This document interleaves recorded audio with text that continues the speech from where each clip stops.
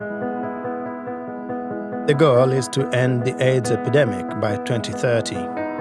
Fears over how the AIDS virus is spread. Back in the early 1980s, HIV infection was often seen as a death sentence.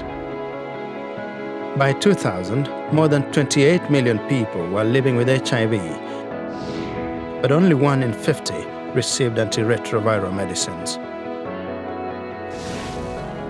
Overall, 35 million people have died and 76 million have become infected.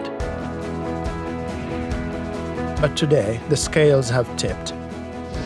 Yearly, AIDS-related deaths have almost halved since 2005. More than 50% of people living with HIV have access to treatment.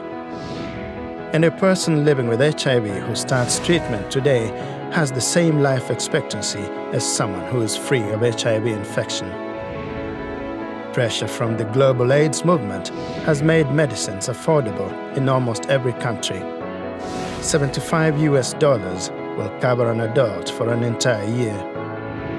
But there is still much work to do. 17 million people living with HIV still don't have access to treatment. Young women in sub-Saharan Africa are especially at risk. Their rate of new HIV infections is 44% higher than among young men. AIDS-related deaths have risen in the Middle East, North Africa, and also in Central Asia and Eastern Europe, where people who inject drugs account for nearly half of new infections.